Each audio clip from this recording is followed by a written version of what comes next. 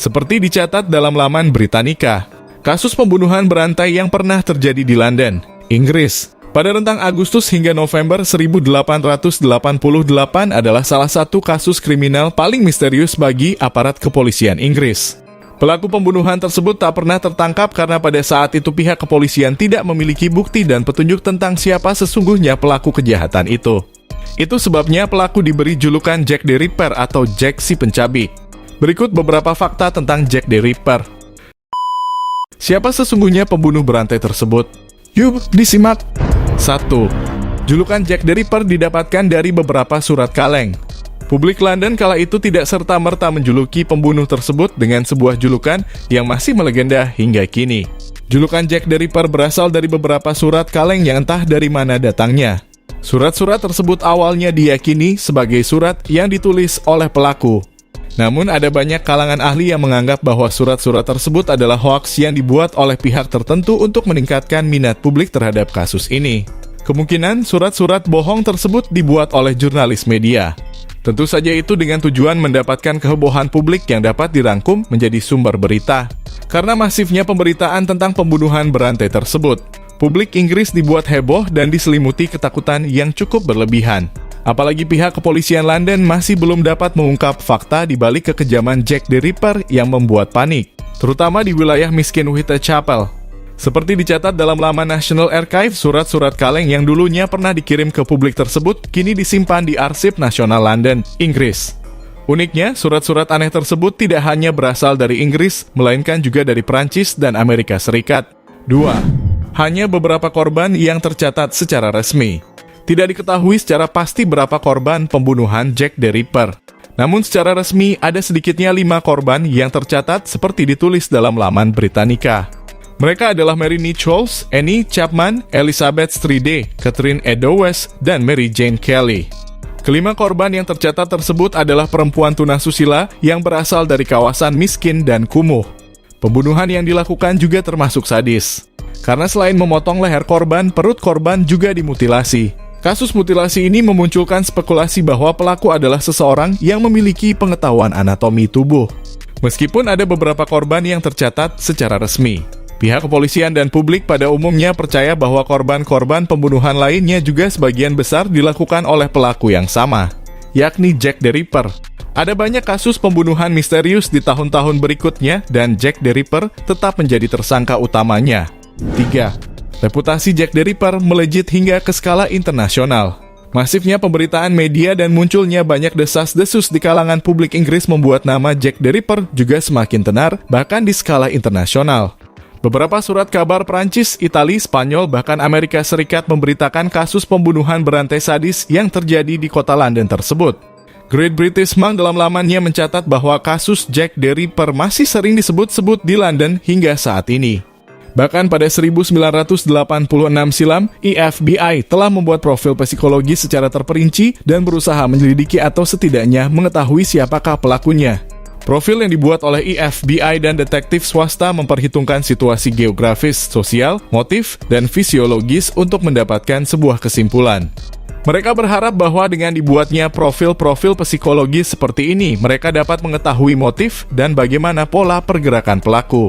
4. Investigasi yang dilakukan kepolisian London pada saat itu tidak mendapatkan petunjuk apa-apa.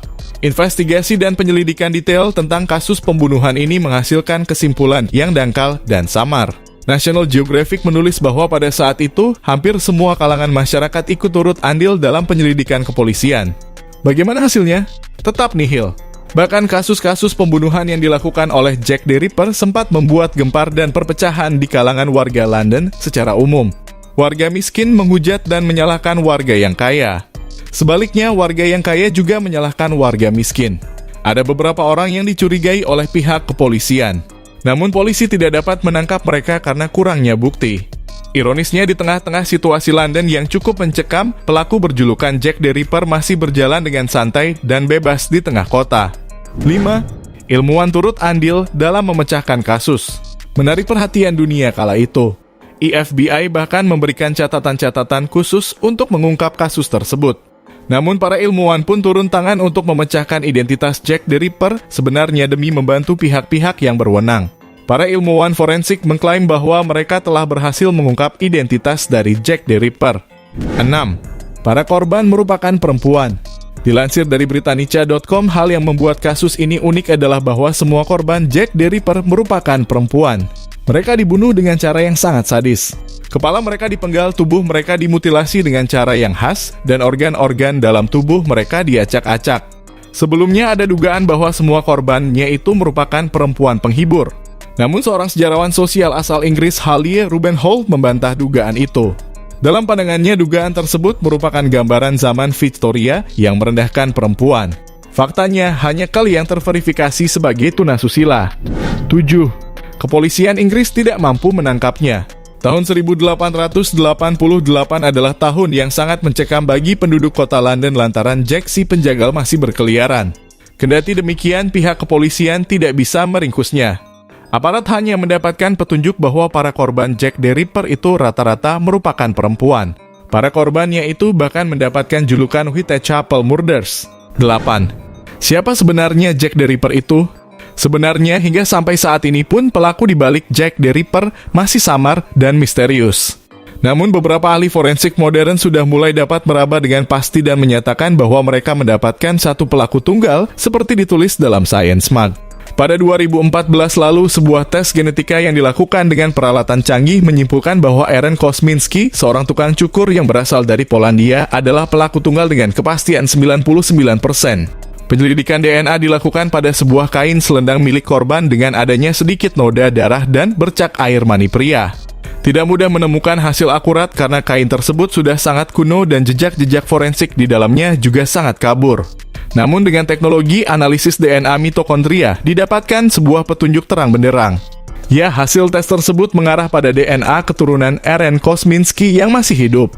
Jejak sperma di selendang korban tersebut identik dengan keturunan Kosminski secara genetik. Dulunya, Aaron Kosminski memang pernah dimasukkan sebagai salah satu tersangka utama, namun polisi tidak menahannya karena tidak cukup bukti. Namun lagi-lagi, sampai saat ini kasus tersebut juga masih misterius. Ada ahli DNA lain berpendapat bahwa tes sperma dengan metode DNA mitokondria tidak akan menentukan siapa pelakunya karena pengujian tersebut justru akan bias dan membawa petunjuk pada ribuan laki-laki di London di sekitar tempat kejadian perkara.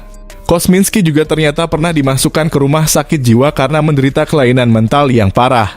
Ia akhirnya meninggal pada 1919 di rumah sakit jiwa tersebut. Kosminski didiagnosis memiliki gangguan mental berupa penyiksaan diri yang terobsesi dengan gairah seksual menyimpang. Itulah beberapa fakta tentang Jack the Ripper, seorang pembunuh berantai yang sangat misterius hingga kini. Bagaimana menurutmu? Apakah kasus-kasus pembunuhan berantai tersebut memang sudah terpecahkan?